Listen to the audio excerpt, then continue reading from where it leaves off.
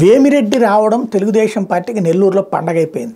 ఇప్పటికే 7 అసెంబ్లీ నియోజకవర్గాల పరిధిలో ఒక రౌండ్ డబ్బులు పంచేశారట, 2,000 రూపాయలు చొప్పున. ఇంకొక 3,000 ఎలక్షన్స్ లోపు ఇస్తామని చెప్పారట. టోటల్గా 5,000 రూపాయలు బేరం. అక్కడ ఇప్పుడు మరి వైసీపీ చూస్తూ వరకుంటుందా? వీళ్ళు ఇప్పుడు 2,000 రూపాయలు పంచడానికి, తర్వాత ఇంకో 3,000 రూపాయలకి వీళ్ళు ప్లాన్ చేస్తున్నారట.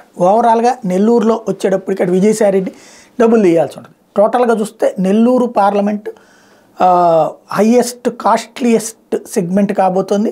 తర్వాత పిఠాపురం అసెంబ్లీ అదే తరహాలో కాబోతుంది. ఈ 2 చోట్ల కూడా పిఠాపురం అసెంబ్లీకి మరి డబ్బులు ఎట్లా తీస్తారో తెలియదు, కానీ ప్రస్తుతం ఇక్కడ మాత్రం ఆ స్థాయిలో రెడీ అవుతుంది. భీమవరంలో మళ్ళీ 5,000 రూపాయల దాకా చెప్తున్నారట. ఈ దఫా మరి ఎంత ప్రచారమే, వాస్తవం ఎంత తెలీదు, స్థానికులే చెప్పాలి. ఇదివరకు కూడా 2,000 3,000 అన్నప్పుడు చివరికి గ్రౌండ్ లెవెల్లో 500 100 ఇచ్చారు. ఇప్పుడైతే 5,000 రూపాయలు 2,000 రూపాయలు ముందు ఇచ్చారన్నటువంటి చెప్తున్నారు. ప్రస్తుతం నెల్లూరులో మాత్రం డబ్బులు కొంతమందికి చేరినాయి అన్నటువంటిది మాత్రం వాస్తవం.